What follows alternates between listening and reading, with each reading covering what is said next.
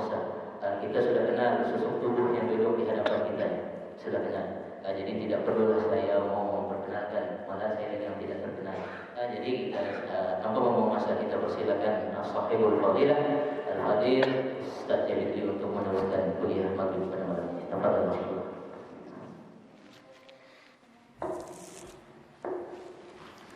Bismillahirrahmanirrahim. Assalamualaikum warahmatullahi wabarakatuh. Nahmaduhu wa nasta'inuhu wa nastaghfiruh wa na'udzu billahi min shururi anfusina wa min sayyiati a'malina. Man yahdihillahu fala mudilla lahu wa man yudlil fala hadiya lahu. Wa nashhadu an la ilaha illallah wa nashhadu anna Muhammadan 'abduhu wa rasuluh. Amma ba'd. Alhamdulillah, terima kasih Ustaz yang dihormati pengurusi masjid, imam-imam, ahli jabatan kuasa masjid, ketua-ketua masyarakat di sini, tuan-tuan, perempuan, abang kakak, adik-adik semua sihat. Dan semua sihat, yang sakit pun Allah sembuhkan. Alhamdulillah, syukur pada Allah Subhanahu wa taala kerana dengan rahmat dan kasih sayangnya Allah Subhanahu wa taala, Allah Subhanahu wa taala yang telah letak kita semua berada dalam masjid rumah Allah. Allah yang jemput kita datang ke sini kerana Dia sangat sayang pada kita. Untuk datang ke rumah Allah ini satu pilihan daripada Allah Subhanahu wa taala. Jadi kita dipilih oleh Allah. Kita rasa sangat bertuah sebab yang pilih kita tu Allah Subhanahu wa taala. Yang pilih kita Allah. Dan kita berlagi tuan-tuan perempuan depan saya bukan calon-calon orang yang sangat saya hormati, saya sayangi. Sebab tuan-tuan perempuan depan saya, abang kakak, adik-adik semua ialah manusia yang telah dipilih oleh Allah untuk mendapat nikmat iman, mendapat nikmat Islam. Allah yang telah pilih kita untuk dapat Islam, dapat mengenal Tuhan, dapat mengenal Allah Subhanahu wa taala. Dapat mengenal Allah ialah nikmat yang paling besar sekali atas dunia dan juga di akhirat nanti. Sebab ada orang lalui hidup ni, dia makan minum berjalan, diberi rezeki, diberi keluarga, diberi kehidupan yang baik, diberi duduk tempat yang sejuk, yang indah ni, diberi kesihatan yang baik, diberi bernafas, diberi melihat, diberi mendengar, diberi nikmat berjalan, diberi macam-macam nikmat. Tapi dia tak kenal Tuhan dia ialah Allah Subhanahu wa taala. Tapi kita, tuan-puan depan saya, sangat bertuah sebab kita dapat kenal Allah Subhanahu wa taala. Dapat mengenal Allah ini nikmat yang paling besar. Tidak ada nikmat yang lebih indah, lebih manis daripada dapat mengenal Allah. Menyebut nama Allah ni nikmat yang sangat besar. Allah yang pilih kita dapat menyebut nama Allah. Dapat sebut nama Allah ni pun nikmat. Ada orang hidup lama-lama dah, dia boleh pergi mana saja dia nak pergi, dia boleh berjalan mana dia nak berjalan. Dia orang cerdik pandai. Kalau dia bercakap semua orang dengar. Satu dunia mungkin dia pergi, mana apa dia nak buat dia boleh buat. Tapi dia tak kenal Allah Subhanahu wa taala. Dia tak kenal Allah. Dia tak sebut pun nama Allah dalam hidup dia. Dia tak sebut pun nama Allah dalam hidup dia. Dia tak tahu pun Tuhan itu satu dan tiada Tuhan melainkan Allah. Sebab itu dapat mengenal Allah ini nikmat. Kita bukan sesiapa pun. Sebab kita bukan sesiapa, tak ada apa-apa, tak pernah punya apa-apa, tak boleh buat apa-apa, takkan boleh buat apa-apa melainkan dengan pertolongan Allah Subhanahu wa taala. La haula wala quwwata illa billah. Jadi kita bertuah sebab Allah telah beri kita nikmat iman dan dapat nikmat Islam. Antara kita ada yang umur mungkin dah senior dah. Ada umur 70 tahun ke atas, angkat tangan. Siapa umur 70 tahun ke atas? Ada? 60 tahun ke atas, angkat tangan. Kerasia umur, masya-Allah. Haji umur berapa Tuan Haji? Ustaz? 63 tahun. Haji? 64. Masya-Allah. Tuan Haji? 60, belum. 73. Nama Haji apa? Nama Ustaz kan? Aidil. Haidi. Jadi 74 tahun umur. Tuan Haji Haidi 74 tahun Islam. 74 tahun kenal Allah Subhanahu wa taala. 74 tahun datang masjid lagi.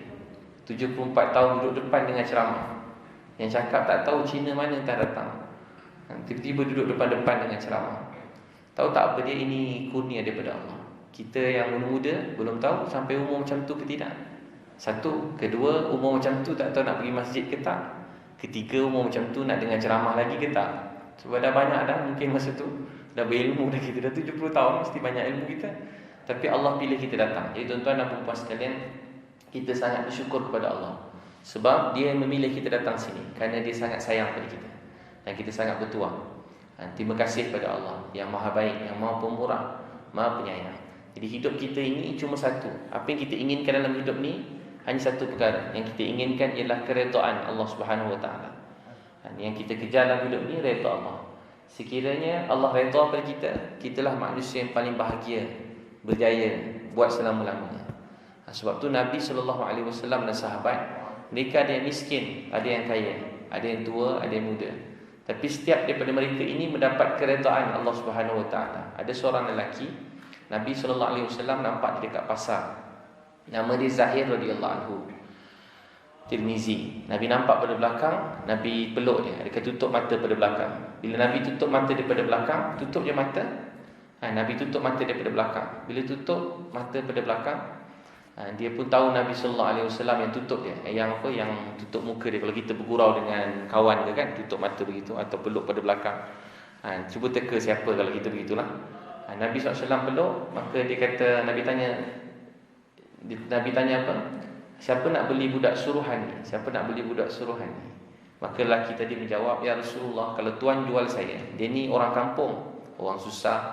Lepas tu dia ada kecacatan pada diri dia, tak sempurna, banyak kurang dari segi zahir. Maka apa Nabi sebut, siapa nak beli budak suruhan ni? Dia gembira Nabi bergurau dengan dia.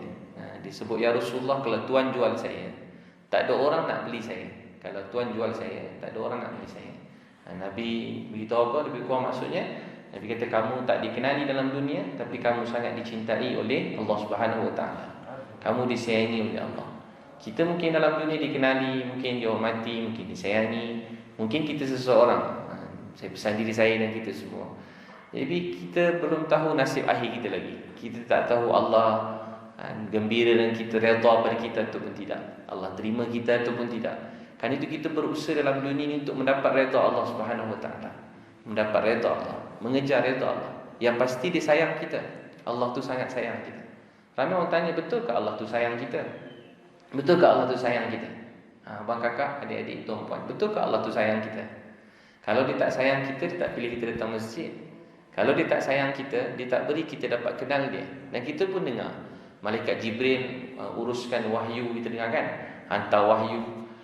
Malaikat Mikail, kita dengar urus rezeki. Malaikat Israel cabut nyawa. Malaikat Munkar Nakir, Malaikat Rakib Atid. Kita belajar Malaikat Israfil. Kita belajar pasal malaikat-malaikat, tugas-tugas mereka. Tapi malaikat mana tugas yang memberi hidayah? Yang beri hidayah pada manusia tu, malaikat yang mana? Siapa yang beri hidayah tu? Yang beri hidayah Allah Subhanahu Wa Taala. Jadi Allah pilih kita. Bangga tak kita? Allah pilih kita dapat hidayah. Dia pilih kita untuk dapat hidayah. Apa maksud kalau dia yang pilih kita? Maksudnya dia sangat sayang pada kita. Dia yang pilih kita. Kita bertuah, Allah pilih kita. Ni Haji ada anugerah Tok Haji. Siapa bagi ni? Ini tuanku bagi, raja bagi. Ini yang sekian-sekian bagi. Kita pun dengar ni TYT bagi contoh kan. Dia bagi pada saya, dia bagi pada Tuan Haji. Dia kenal saya, dia kenal, dia sebut nama Haji. Dia sebut betul, dia sebut, dia tahu mak ayah Haji siapa. Takkan dia bagi saya ke orang lain pun pegawai dia. Tak, memang dia sebut nama Haji. Dia kenal Haji bagus, begitu, begini, begitu, begini. Rasa gembira tak abang, kakak? Sebab seseorang yang baik, yang mulia, dihormati, ketua negara contoh, mengenali tuan-tuan rasa gembira. Tapi tahu tak siapa yang pilih kita, beri kita hidayah? Siapa yang pilih kita, beri kita hidayah? Allah. Maka kenapa kita tak harus rasa bersyukur teramat sangat? Bergembira, bersyukur. Kalau orang sekarang gembira, bersyukur. Sebab dia beri kita hidayah. Sebab tu orang dulu, mereka berusaha untuk mendapat redha Allah atas dunia ini lagi. Mereka mengejar redha Allah.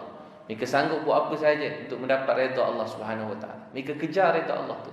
Mereka berusaha untuk mendapat redha Allah Subhanahu Wa Taala. Jadi kita semua belum tahu nasib akhir kita. Kita cuma nakkan keredaan Allah Subhanahu Wa Taala. Kalau dia redha kita, kitalah manusia paling bertuah, berjaya buat selama-lamanya.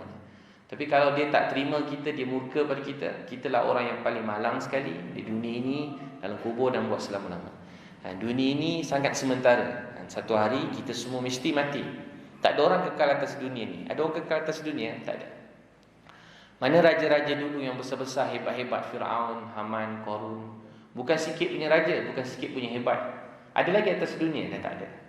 Mana Nabi Sulaiman, yang mungkin kalau kita rasa kita baik, hebat. Nabi Sulaiman baik, hebat, saleh, raja, Nabi. Apa jadi pada beliau sekarang? Beliau pun dah meninggalkan dunia ni. Siapa yang kekal atas dunia ni? Tak ada orang kekal. Atuk nenek kita yang sangat sayang kita. Ada lagi atuk nenek kita? Atuk nenek kita ada lagi? Dah tak ada. Mak ayah kita sayang kita, ada lagi mak ayah kita? Mak kita sayang betul kat kita, bapak kita, mak kita. Ada lagi atas dunia? Sebahagian daripada kita, mak ayah kita pun dah tak ada. Kita nak sebut dia meninggal pun takut. Kita tanya adik-adik, kalau mak adik meninggal macam ni, jangan cakap macam tu.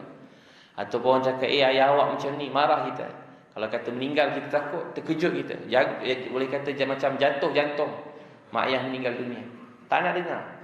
Mak ayah pun kalau dengar anak dia sakit, luka, aksiden pun dia tak nak dengar. Betapa sayangnya, dengar perkataan yang menakutkan sikit pun tak nak. Nak tersalah cakap pun takut. Sebab sayangkan anak. Begitu juga mak ayah, anak-anak sayangkan mak ayah. Tapi mana mak ayah kita? Sebahagian kita, mak ayah kita dah tak ada. Ayah saya dah tak ada, meninggal dunia. Saya sayang dia. Dia pun sangat sayang pada saya. Saya rapat dengan dia. Rapat dengan bapa saya daripada kecil. Walaupun dia garang, saya paling rapat dengan bapa saya. Daripada kecil, mana-mana mesti dia bawa saya je mana-mana. Naik kereta balik kampung, adik-beradik saya 12 orang. Nama Islam dan bukan Islam. Tapi bapa saya mesti naik kereta dengan saya. Walaupun saya kurang cakap, dia kurang cakap. Saya cuba-cuba cakap-cakap juga. Dia tak cakap banyak. Ayah saya sayang tu pun dah tak ada, meninggal tahun lepas. Saya sayang dia, dia dah meninggal dunia. Mak yang saya sayang, saya sangat rapat dengan dia. Setiap tahun saya tulis surat ke dia. Saya berdakwah jauh-jauh, keluar tabligh tu jauh-jauh pada 12 tahun. Cuti sekolah tu mesti jauh-jauh. Sampai tulis surat kat mak ayah, sayang kat dia. Saya ingat masa umur 19 saya keluar kat India kan. Saya tulis surat kat mak ayah. I love you mak, I love you bapa. Tu je tulis. Sampai tak tahu nak tulis. Sebab 2 hari sekali tulis surat. I love you mak, I love you bapa. I love you mak, I love you bapa. Depan belakang tulis surat. Hantar sambil tulis tu nangis dalam kereta api, nangis. Sayang kat mak. Rindu kat mak. Tapi mak yang saya sayang pun dah meninggal dunia, tinggalkan dunia. Jadi kesimpulannya, tak ada orang kekal atas dunia. Hari-hari ni pula kita dengar macam ramai je orang meninggal. Betul-betul ramai orang meninggal ke? Atau kita nampak banyak kat Facebook ke? Atau kat mana? Tapi yang pasti kita rasa banyak orang meninggal kan? Ramai meninggal. Orang kita sayang lepas orang. Kalau kita nak update Facebook hari-hari orang meninggal, penuh Facebook kita orang meninggal je. Kawan baik kita, ustaz kita, cikgu kita, anak-anak buah kita, kadang anak saudara kita, orang muda pada kita, tua pada kita, abang, kakak, tuan, puan sekalian. Satu hari kita mesti akan mati dan tinggalkan dunia. Dan apa yang kita bawa bila kita tinggalkan dunia? Hanya 2 perkara. Iman dan amal soleh kita di akhirat nanti. Dalam dunia ni punya iman, amal soleh, kita akan bawa ke kehidupan akhirat. Sebab itu yang kita kejar dalam dunia ni keredaan Allah. Sebab tu sahabat-sahabat mereka berusaha mengejar redha Allah dalam hidup mereka. Ada seorang sahabat, nama dia Jabir bin Abdullah radhiyallahu anhu. Jabir ni kalau kita baca, daripada beliau kecil, dia sangat rapat dengan ayahnya, rapat. Adik-beradik dia semua perempuan, dia seorang lelaki. Ada 7-8 orang perempuan, dia seorang lelaki.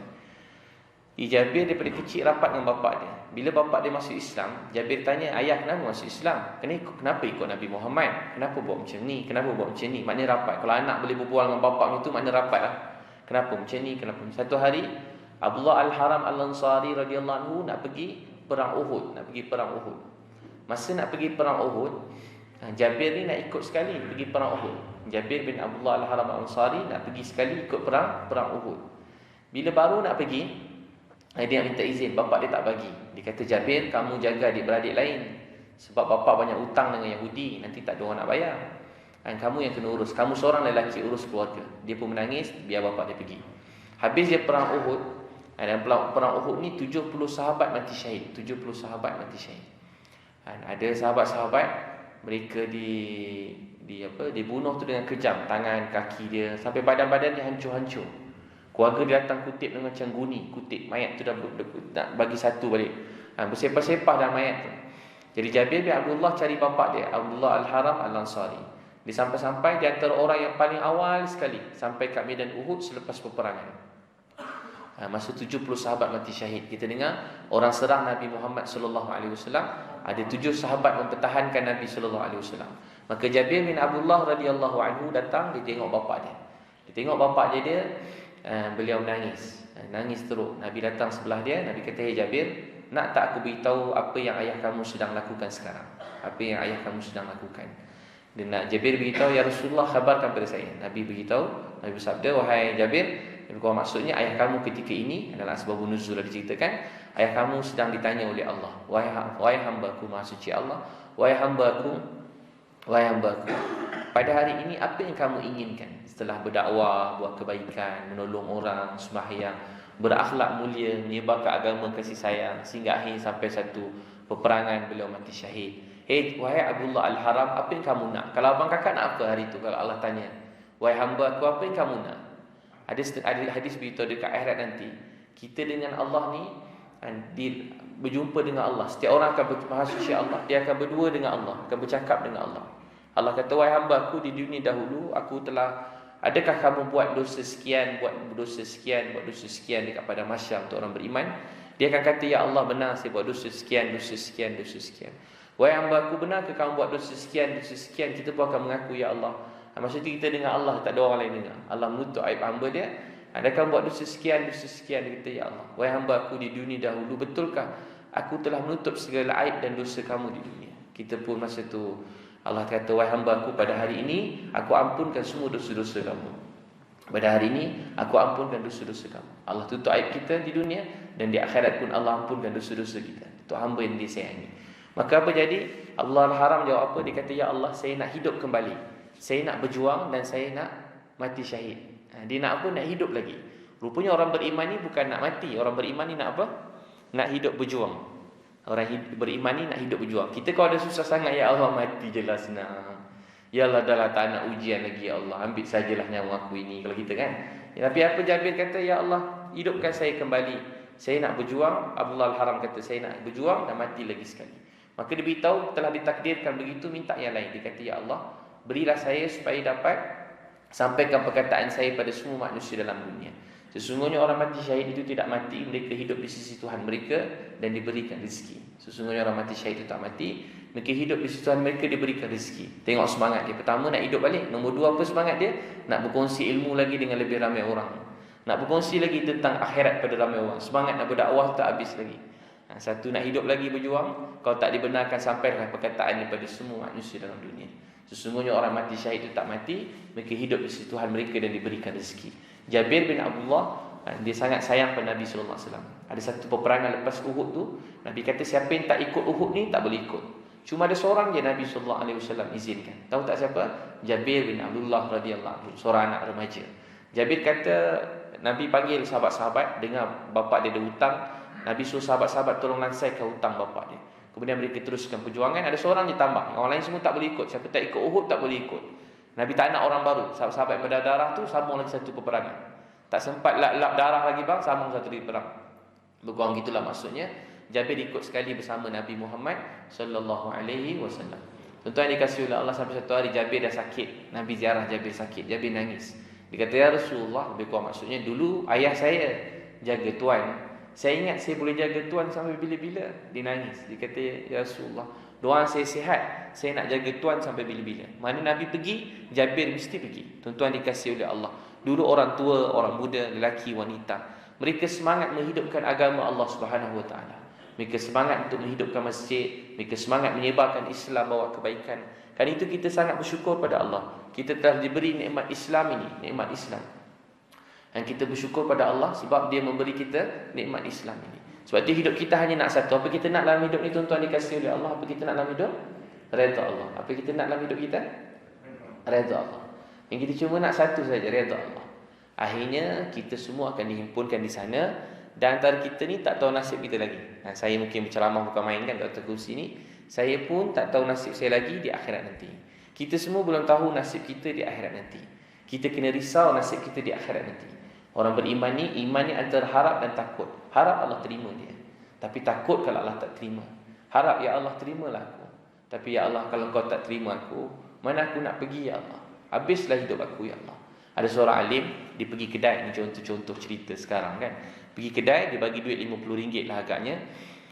Orang kedai tengok duit tu, orang kedai kata palsu. Orang kedai kata apa? Palsu. Bila kata je palsu, apa jadi kat pakcik tadi? Dia macam nak pengsan. Jadi pakcik tadi kata, anak tu kata, pakcik saya bukan kata pakcik tipu, saya kata duit ni palsu yang pakcik bagi ni. Maka pakcik tu kata, wahai anak, pakcik bukan risau pasal duit ni. Pakcik teringat kalau di akhirat nanti, setelah kita melalui berbagai-bagai ujian kehidupan dalam dunia, sampai depan Allah, Allah kata, wahai hamba-Ku, apa yang kamu buat ni semua palsu, dusta. Kamu buat palsu, dusta. Mana saya nak pergi di akhirat? Kan itu kita kena berusaha untuk mendapat redha Allah Subhanahu Wa Taala. Dan kita kena memujuk manusia datang dekat pada Allah. Abang, kakak, adik-adik semua. Ramai manusia nak dekat dengan Allah, rindu nak dekat dengan Allah. Ramai manusia jauh pada Allah, rindu nak dekat dengan Allah. Nabi Muhammad sallallahu alaihi wasallam berjuang siang dan malam. Berjuang siang dan malam. Isyak pukul apa? Sini 7:40. 40. Nabi Muhammad sallallahu alaihi wasallam berjuang siang dan malam. Hari-hari Nabi lahir, ayah tak ada. 6 tahun mak meninggal. 8 tahun datuk Nabi SAW meninggal. Mak meninggal dekat Abuak, sunyi sepi, kekasih Allah. Saya bila mak meninggal, masa tu susah cari van jenazah, tak ada. Jadi saya pun termenung sekejap. Call tak ada. Saya tengah kelang kabut kan, mak meninggal. Saya cari van jenazah, tak ada. Saya bawa kereta pergi pusing-pusing kat mana-mana, kat masjid-masjid sekitar KL tu.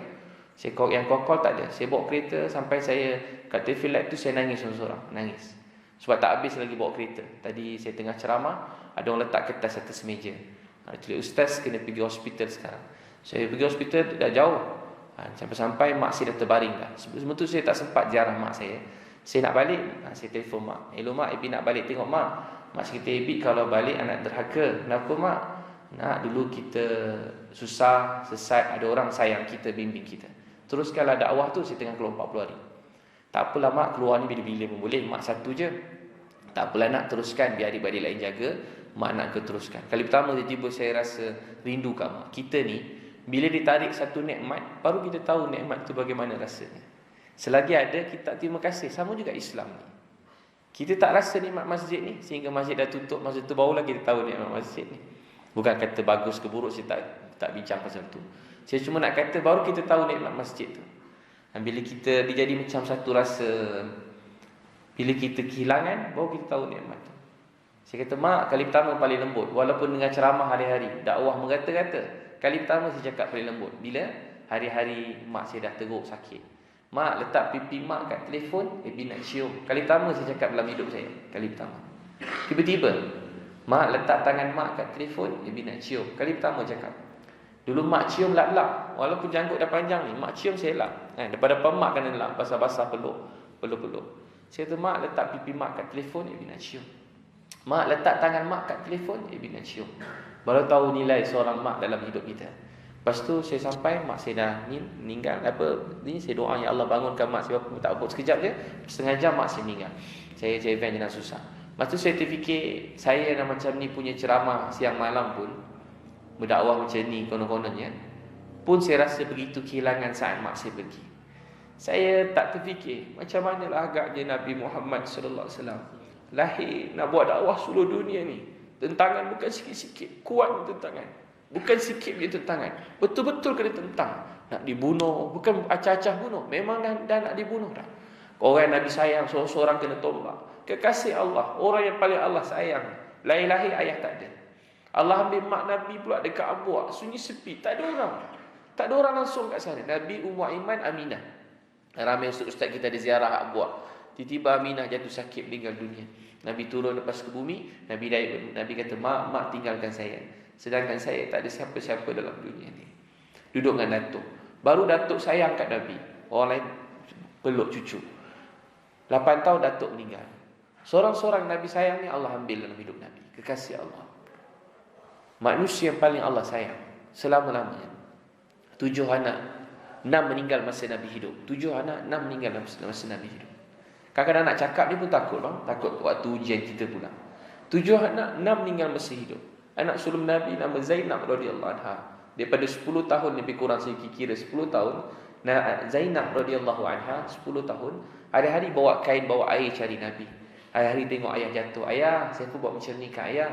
Nabi kata, anakku, tak ada apa-apa, sikit je apa yang bapak tanggung ni. Satu hari yang kena teruknya, yang Nabi masuk kemah, tercampak. Kemah last tu terima. Nabi punya happy. Tiba-tiba datang kutu kaum, kata, kamu Muhammad, halau Nabi. Sebelum aku bunuh kamu. Nabi naik unta. Orang cucuk unta. Nabi jatuh. Orang ludah Nabi. Orang koyak ke baju Nabi. Orang hina Nabi. Nabi balik tu yang hayang. Maksud tak ada, kita semua tak ada kat sana. Saya tak ada kat sana. Kita tak ada kat sana. Tapi tahu tak siapa yang sambut Nabi SAW? yang pergi tengok Nabi yang pertama sampai, Zainab radhiyallahu anha. Ayah, siapa buat macam ni ke ayah? Sampainya hati dia buat macam ni pada ayah. Apa Nabi kata? Wahai Zainab, wahai anakku, jangan kamu lihat apa kamu lihat ini. Dengarlah baik-baik, satu hari nanti Islam ini akan sampai pada setiap orang. Sama ada rumah mereka di bandar atau di kampung, seperti mana matahari menyinari dunia, Islam akan sampai pada setiap manusia dalam dunia. Nabi kata, ya anakku, jangan kamu tengok apa kamu tengok ini. Dengarlah baik-baik, satu hari nanti Islam ini akan sampai pada setiap orang. Sama ada rumah mereka di bandar atau di kampung, seperti mana matahari menyinari dunia, Islam akan sampai pada setiap orang dalam dunia. Siapa yang telah dapat Islam dalam dunia ini? Saya, mak ayah saya sayang kita semua. Kita bukan siapa-siapa, tapi Allah telah beri kita nikmat iman dan Islam ini. Tentu kita kena banyak sujud, menangis pada Allah. Ya Allah, terima kasih kerana beri saya Islam ini dengan pengorbanan manusia yang paling baik dalam dunia, Nabi Muhammad SAW. Saya takkan dapat balas apa yang Nabi telah beri dalam hidup saya buat selama-lamanya. Kita takkan dapat balas pengorbanan Nabi pada kita. Takkan dapat balas. Takkan dapat balas. Jazallahu anna sayyidana Muhammadan sallallahu alaihi wasallam ma huwa ahlu. Selama-lama kita akan dapat balas pengorbanan Nabi. Kita minta, ya Allah, kau balaskanlah beliau dengan sebaik-baik balasannya. Allah saja boleh balas apa Nabi buat. Ni manusia yang paling Allah sayang. Hari-hari bang, tak tahulah macam mana. Kita nangis sekejap je, tu pun penat nangis ni. Nangis ni penat. Lepas penangis nak tidur, sedap tidur je. Lepas nangis ni sedap tidur. Sebab kepala dah sakit, tidur dia sedap. Tapi Nabi hari-hari nangis. Boleh sakit bang, hari-hari nangis. Baca kisah-kisah Nabi, Sahih Muslim. Siang berdakwah, kita boleh bangun malam. Kalau siang banyak tidur, saya cerita saya ni, boleh bangun malam. Siang tu tak ada apa, tidur je kan. Tengah kuarantin tidur, memang tak tahajud aja kerja dia. Tapi kalau tengah penat bang, tak dapat tahajud, jalan jauh-jauh sikit, tahajud tu dah kurang, hujung-hujung. Kalau tahajud pun dekat subuh. Nabi hari-hari, malam nangis pada Allah, siang malam. Macam mana kan ada manusia macam tu dalam dunia, sebaik-baik seperti beliau. Itu Nabi sangat sayang kita. Sampai Allah beritahu yang kita baca, laqad ja'akum rasulun min anfusikum azizun 'alaihi ma 'anittum harisun 'alaikum bil mu'minina raufur rahim. Fa in tawallaw faqul hasbiyallah la ilaha illahu 'alaihi tawakkaltu wa huwa rabbul 'arsyil 'azim. Kami hantar di rasul di kalangan kamu yang sangat ambil berat hal kamu semua, yang benar-benar merasai apa yang kamu rasai. Nabi sangat sayang kita. Tentu kita sangat syukur pada Allah. Terima kasih kepada Allah kerana kita menjadi umat pada Nabi Muhammad sallallahu alaihi wasallam. Nabi yang paling baik dalam dunia. Kenalkan Nabi pada semua orang, kenalkan Nabi pada semua orang. Saya pernah duduk pergi kat airport kat Miri, ada seorang kerja pun kat Starbucks, seorang perempuan. Dia pun nampak cantik juga adik tu. Dia pun tengok saya. Saya pun nyuruh dah, saya penat tidur. Dia kata, Bit Liu kan? Saya boleh saya ambil gambar? Dia cakap boleh. Jadi dia katalah dia minat ke apa semua kat Miri. Lepas tu saya cakap kat dia, adik, awak nama apa? Agama apa? Saya nak beritahu kat awak sikit je. Ada seorang lelaki, nama beliau Nabi Muhammad sallallahu alaihi wasallam. Dan beliau sangat sayangkan adik dan sayangkan kita semua. Nabi ni pesan pada saya untuk beritahu dekat adik, sesungguhnya tiada Tuhan melainkan Allah. Nabi Muhammad tu Nabi. Kalau adik percaya, alhamdulillah. Kalau tak percaya, saya doakan adik dan saya minta maaf kalau saya ada salah cakap. Lepas saya cakap, dia kata, Ustaz, saya memang teringin nak masuk Islam, tapi saya takut. Apa jadi dia pun masuk Islam. Mula-mula pertama dia masuk Islam, adalah ujian keluarga biasalah. Dia tumpang rumah kawannya. Lepas tu tumpang rumah kawan dia, saya ringkaskan, lepas bulan dia datang mesej saya, dia dah balik rumah dah. Lepas tu ada orang uruskan, ada orang sana yang bantu. Kemudian lepas sebulan dia puasa Ramadan. Di mesej saya dia kata, Ustaz, kalau saya buka puasa Ramadan ni, saya tak tahan, nanti saya masuk neraka ke? Kita baca, kita rasa sedih. Sebab apa? Dia baru masuk Islam sebulan, nak buka puasa dia takut alamu masuk neraka ke tak? Jadi saya fikir, saya yang punya lama ni kan, pada kecil dah, macam mana kita kalau buka puasa ada rasa macam tu tak? Ni orang pun masuk Islam sebulan, soal lagi dia masuk Islam, Chinese juga masuk Islam. Tahu tak apa dia? Ramai orang nak kenal Allah SWT. 2 minggu 10 orang kan. Kalau kat KL tu 2 minggu 10 orang. 2 minggu 10 orang sebelum Covid itu. Masa Covid lagi banyak lah.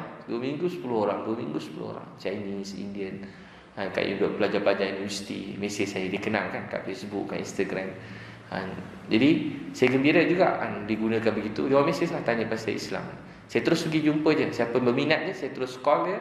Dan saya terus pergi rumah dia. Tu ajak siapa pergi rumah dia. Ada satu hasil. Jadi tahu tak apa, orang tak berhenti nak kenal Islam ini. Nabi Muhammad sallallahu alaihi wasallam yang sangat kita cintai telah berkorban segala-galanya. Nabi dah wafat. Sekarang kerja dakwah ni atas bahu kita semua. Kita yang bertanggungjawab untuk bawa Islam ni. Semoga Allah ampunkan dosa saya dan dosa kita semua kerana telah meninggalkan kerja dakwah ni dan tidak bersungguh-sungguh dalam menjalankan dakwah ni. Ada 8 bilion manusia dalam dunia. 6 bilion orang belum Islam. 6 bilion. 6 bilion orang belum Islam. Ada orang tentang, tapi banyak orang tak tentang. Segi Afrika masuk kampung pertama, seorang nama Zakaria mau masuk kampung dia. Sampai pertama dia orang blok kita pakai pistol, kayu-kayu semua sekali. Ramai satu kampung macam cerita orang putih yang kulit hitam blok kita. Dia blok ramai-ramai. Tak bagi masuk kampung dia. Bila sampai ada Zakaria tu kenal. Oh, dia kata dia orang ni geng ni nak buat makan-makan. Nak buat setkan tempat makan untuk sepanjang hidup kat sini. Saya ada setkan satu tempat makan. Hari-hari kita masak tu untuk 300 orang setiap hari. Sampai sekarang segala puji bagi Allah. Jadi kita pun dia bagi masuk. Dia seronok kita sewa kontainer tu, kita buat macam soup kitchen. Saya pun pergi masuk situ, kita bagi makan. Lepas beberapa hari kita ambil anak-anak muda yang tak ada rumah, remaja-remaja umur 13, 14 semua kita ambil, 15, 16. Tahu tak apa dia tak sampai sebulan, ada ustaz, ada cikgu tolong jaga. Tukang masak dia bukan Islam. Ustaz Zakaria seorang tu je Islam dengan isteri dia. Dan saya buka ke satu sekolah untuk dia. Sekolah biasa, mengajar-mengajar, suka-sukan, buat bilik-bilik untuk budak-budak yang tak ada rumah semua ni. Rumah dia rumah zing-zing je, dapat buat bilik. Tahu tak apa dia? Alhamdulillah, tak sampai beberapa waktu, beberapa bulan je, 70 orang masuk Islam, 70. Anak muda tu sekarang belajar madrasah semua sekali. Zakaria ni orang alim, dia ajar semua. Dan dia ajar Al-Quran, sembahyang, semua amal agama. Tahu tak apa dia? Saya fikir 4 hari je saya duduk situ. Allah hadiahkan 70 orang masuk Islam. Tapi banyak lagi kampung-kampung lain yang mereka nak belajar juga. Cuma kita kena tanya dia, kena ikram pada dia, ambil tahu pasal hal dia, kan, menunjukkan kita ambil berat pada dia, sayang pada dia. Macam Nabi kan, tu benar kisah Nabi. Nabi sallallahu alaihi wasallam, hadis Abu Daud, kalau orang pegang tangan Nabi, Nabi tak tarik tangan sehingga tu tarik tangan dia. Kalau orang bercakap dengan Nabi, Nabi tak pernah pusing badan dia sehingga tu habis bercakap. Nabi sallallahu alaihi wasallam, kalau orang berhajat, Nabi tak pernah biarkan dia berlalu tanpa Nabi selesaikan masalah dia. Sehingga dikatakan Nabi penuh dengan hutang-hutang yang keliling, yang sehingga fitnah Nabi kerana hutang-hutang tu. Kenapa? Untuk memenuhi hajat-hajat saudara yang lain. Tidak pernah ada hajat saudara muslim yang Nabi tolak. Saya moga Allah ampun dosa, berpuluh ribu orang saya tolak hajat dia. Bukan sikit lah, tak banyak kan? Saya tak tolong pun, dengar pun tak sanggup. Sebab dah dengar kesian, tapi tak mampu nak tolong. Nabi SAW semua hajat semua orang. Jadi orang rasa cinta sayang pada agama. Orang kenal Ar-Rahman, Ar-Rahim Allah kerana sifat kasih sayang Nabi Muhammad SAW. Allah jadikan Nabi matahari hidayah. Tengok Nabi orang masuk Islam. Saya kata Nabi, sahabat pergi je Sayyidina Ali pergi kat ni masuk Islam. Muaz pergi Yaman. Sayyidina Ali pun pergi Yaman, kampung pertama yang Islam radhiyallahu anhu. Orang tanya, Sayyidina Ali tanya kenapa masuk Islam? Kampung pertama masuk Islam kat Yaman. Mereka kata kami dengan nama Tuhan saja hati kami ingin memeluk Islam. Muaz bin Jabal pun sama. Pergi satu tempat dekat Syria apa dia bilang. Dan dia tanya kenapa masuk Islam? Padri-padri beratur, pendeta-pendeta. Kenapa masuk Islam? Dengan nama Tuhan saja hati kami ingin memeluk Islam. Tuan-tuan dikasihi oleh Allah. Ada ramai manusia dalam dunia dahaga nak kenal Islam. Ramai orang. Ada 8 bilion manusia. Banyak orang. Jadi siapa yang nak kena beritahu mereka Islam ni? Kita semua. Kan tu kita kena mulakan daripada rumah tangga kita sendiri. Hidupkan amalan Quran, hadis Nabi.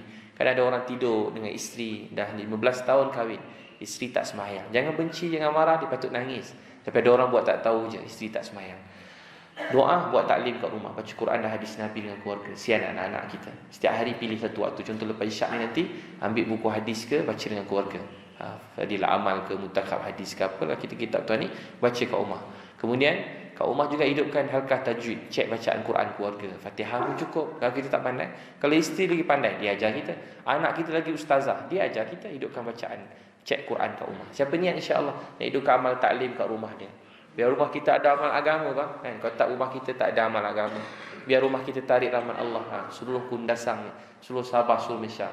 Kemudian hidupkan amal taklim dekat rumah. Kemudian kita niat juga untuk berjuang di jalan Allah Subhanahu Wa Taala. Berjuang di jalan Allah dengan memberi masa untuk menghidupkan agama Allah Subhanahu Wa Taala. Siapa tuan-tuan ada niat untuk berjuang di jalan Allah? Siapa ada niat angkat tangan nak sambung dakwah Nabi ni, masya-Allah. Semua angkat tangan ni. Masya-Allah, semua angkat tangan, masya-Allah. Siapa tak angkat tangan dosa tak adalah. Saya gurau tu memang betul bergurau. Takkan berdosa kan. Jadi insya-Allah kena niat keluar jalan Allah, simpan dalam hati. Kalau tak boleh pergi pun mula dengan doa. Ni ajar baik-baik kan. Malam-malam doa, ya Allah hidayah umat ya Allah. Kesian orang kat Amerika, orang kat Brazil, orang kat seluruh dunia nangis. Dan doa, Nabi malam-malam doa hidayah, ya Allah. Sampai Jibril datang, ya Rasulullah, kenapa ni saya Muslim? Nabi kata, ya Allah, ampun dosa umat aku. Sepanjang malam nangis tu umat. Ya Allah, umat kita malam-malam boleh doa, ya abang boleh sebelum subuh bagi. Yang kedekut doa, doa tuan-tuan ni makbul. Doa kita Allah tak tolak. Doa, ya Allah, hidayah umat, ya Allah. Ingat orang kat Brazil, ya Allah, hidayah umat, ya Allah. Ingat orang kat Afrika, ya Allah, hidayah umat. Ingat orang kat Europe, ya Allah, hidayah umat. Ingat orang kat Amerika Latin, kat Afrika, dekat Indonesia, seluruh dunia, ya Allah, hidayah umat, ya Allah, hidayah umat, hidayah umat. Doa boleh insya-Allah, dan kalau dia peluang niat untuk keluar jalan Allah. Siapa sedia insya-Allah 4 bulan di jalan Allah Subhanahu taala, negara jauh, siapa sedia? Angkat tangan, boleh berdiri bagi nama. Masya-Allah. Bagi nama siapa sedia insya-Allah 4 bulan tunai. 40 hari siapa dia niat 40 azan masjid ni? Boleh. Jam ke? 40 hari siapa sedia insya-Allah? Siapa nak keluar 40 hari tunai? Kita nak bentuk jemaah 40 hari 10 orang. Siapa sedia? Insya-Allah angkat tangan. Masya-Allah. Nanti siapa nak, siapa masya-Allah adik-adik muda-muda, abang-abang, haji-haji. Nanti lepas isyak siapa nak keluar 40 hari boleh jumpa dengan Nazir ni, boleh bagi nombor telefon. Kalau ada masalah boleh mesyuarat, masalah kerja, masalah duit, masalah kehidupan nak keluar 4 bulan, kita boleh sama-sama bantu insya-Allah. Siapa niat untuk keluar 4 bulan 40 hari dalam masa terdekat ni, masya-Allah. Saya tengah keluar 40 hari ni, sudah 10 hari, nanti 20 hari Sabah, 20 hari Langkawi. Semoga Allah SWT terima Moga Allah maafkan semua, terima semua sekali. Wabillahi taufiq hidayah. Assalamualaikum warahmatullahi wabarakatuh. Terima kasih.